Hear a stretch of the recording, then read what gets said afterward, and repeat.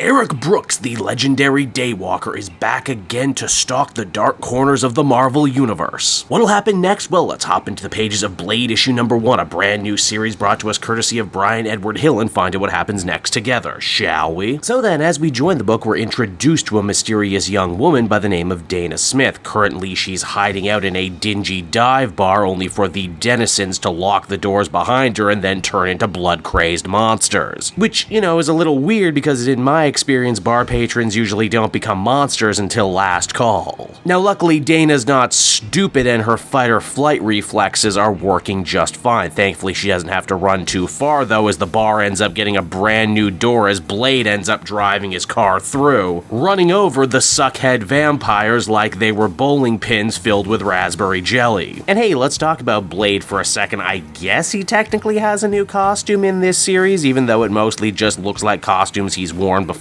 just a little sleeker, a little bit pared down. I gotta wonder, because we live in an age of multimedia, is this the books priming us and getting us ready for what Blade might look like in his brand new movie? Quite possibly. For my money, though, Blade is one of those characters who always transcends the idea of a superhero costume. He just is Blade no matter what he's wearing. Eric gives Dana his best "come with me if you want to live" line, and we end up flashing back to see how exactly it is Blade got set on this woman's trail to begin with. Apparently, it all started with the mysterious and ritualistic murder of Dana's boyfriend, who got stabbed multiple times and hung up on his own wall. Blade only heard about this in the first place because Tanaka, a werewolf buddy of his that owed him a favor, tipped him off to the whole thing. As Tanaka explains, there's a lot of moving and shaking going on in the second world right now, and that the vampires, the werewolves, the specters, basically all the groovy ghoulies are pretty scared right now, and that for some reason, this very plain-looking woman, Dana Smith, is at the center of all of it. This, of course, isn't Blade's first rodeo, and he has a number of his own theories. Maybe she's a reincarnation, maybe she's possessed, maybe she touched some sort of evil Ouija board or ancient artifact that she shouldn't have,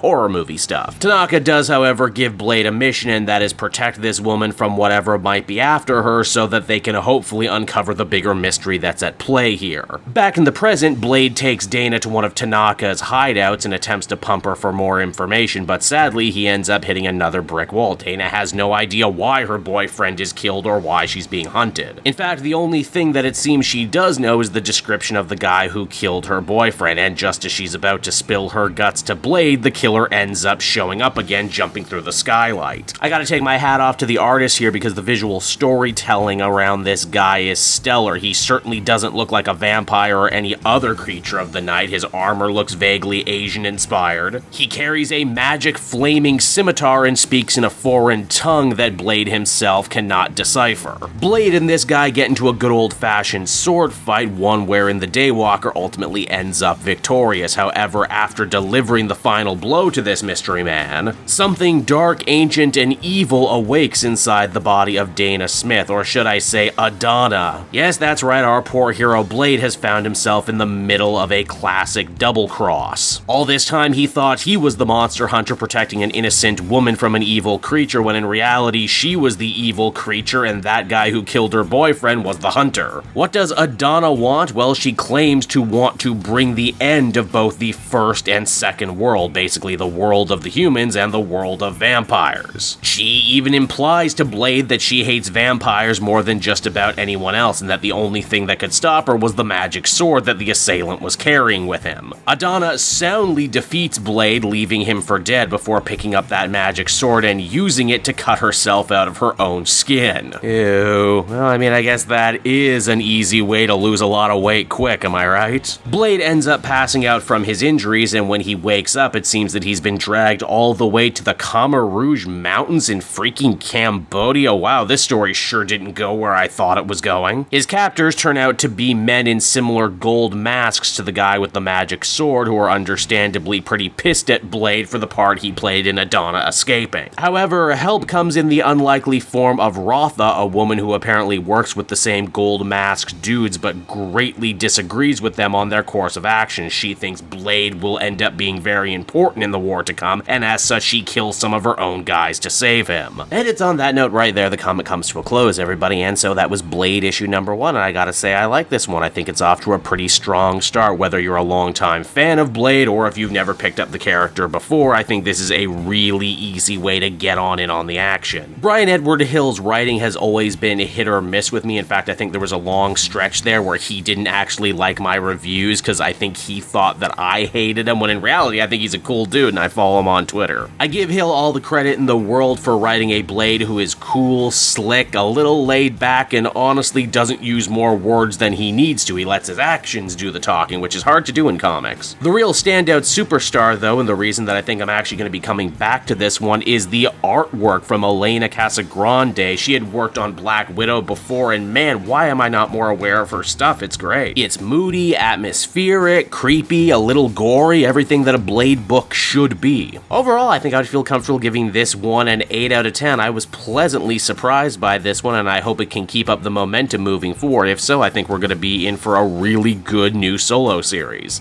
Hey there everyone, it's your pal Cape Joel again, and if you're seeing my face right now, that means you watched to the end of the video, and I'll always be grateful for that. Retention helps in this crazy YouTube game, and so does becoming a patron. If you head on down to the description, you can find a link to my Patreon page. Recently just redid all the tiers, a lot of cool stuff offering up there, exclusive commentaries, exclusive polls, behind the scenes concept art for Capes and Quests. That's the brand new D&D show I've started soon. Never been a better time to become a patron. You can become a patron for as little as $1 a month and help the channel grow and, help me continue to deliver content like what you just saw. So I want to thank you all, and I will see you again next time. Bye-bye.